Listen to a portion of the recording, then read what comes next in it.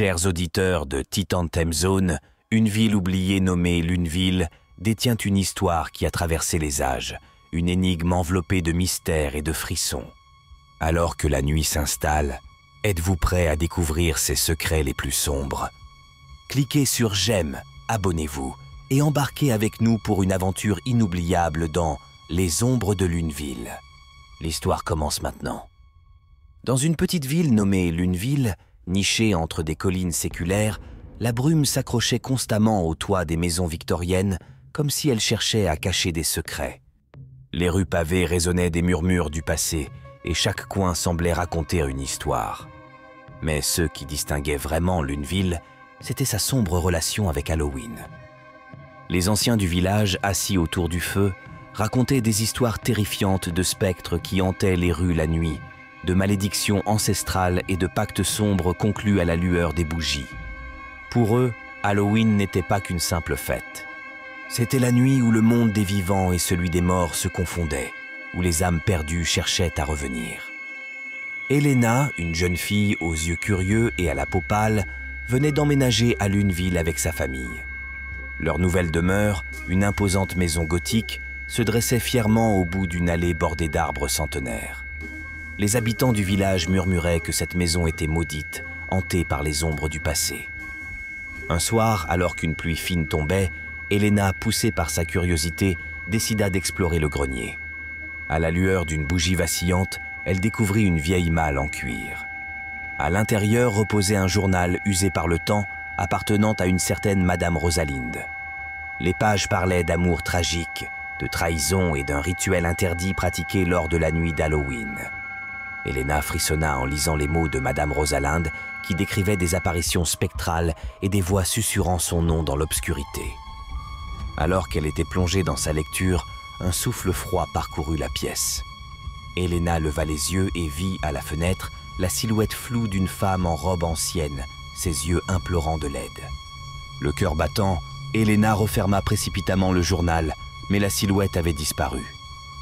Lucas, le voisin d'à côté, était un jeune homme audacieux, aux yeux perçants.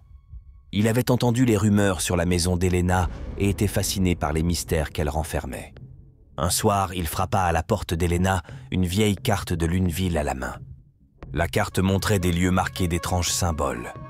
Ensemble, ils décidèrent d'enquêter sur le mystère de Madame Rosalinde, chaque indice les rapprochant de la vérité, mais aussi du danger.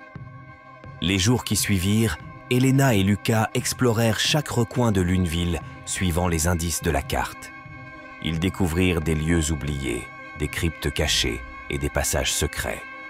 Mais à chaque étape, une présence invisible semblait les suivre, les observant depuis les ombres. Un soir, alors que le vent hurlait à l'extérieur, ils se retrouvèrent dans une ancienne bibliothèque abandonnée. Les étagères étaient remplies de livres anciens, couverts de poussière. Au centre de la pièce se trouvait un autel en pierre, avec des inscriptions en latin. Lucas, avec une curiosité insatiable, commença à lire à haute voix. À peine avait-il prononcé les derniers mots qu'une force invisible les repoussa violemment. Les bougies s'éteignirent, plongeant la pièce dans l'obscurité. Des murmures se firent entendre, des voix lointaines et mélancoliques. Elena, la peur au ventre, alluma une bougie. Devant eux se tenait une apparition, une femme en robe ancienne, les yeux emplis de tristesse. C'était Madame Rosalinde. Elle les avertit du danger imminent. Le rituel que Lucas avait lu à haute voix avait ouvert un portail vers le monde des esprits.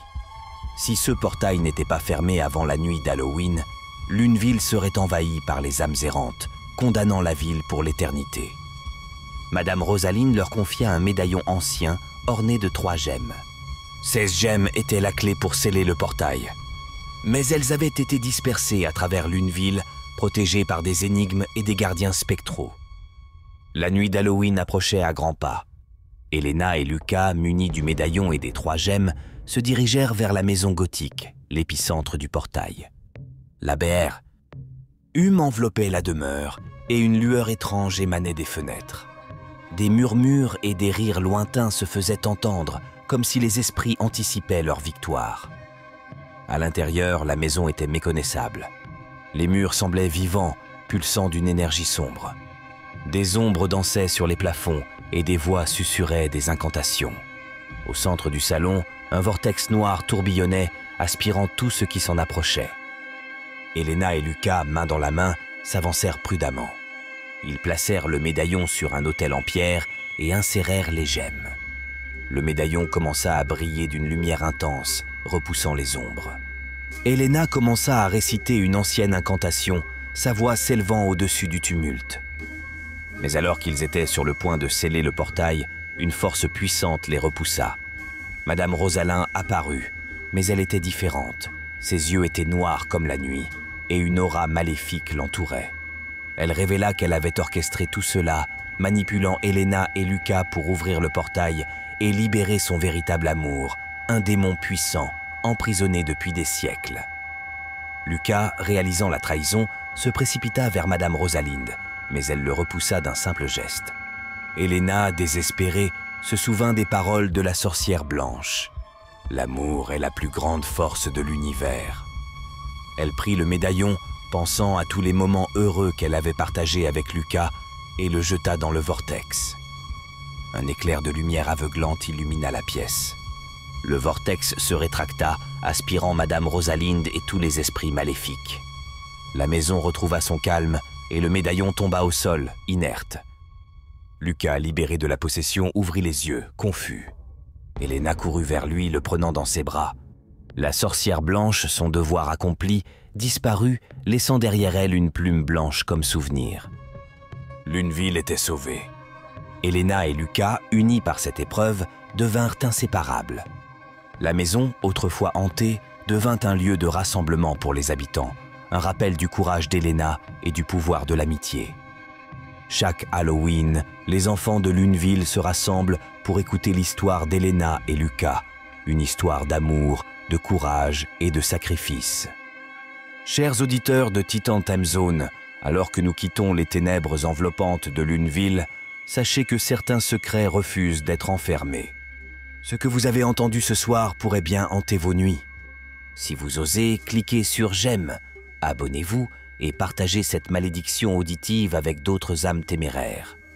Restez sur vos gardes, car les ombres observent et elles se souviennent. Dormez bien, si vous le pouvez.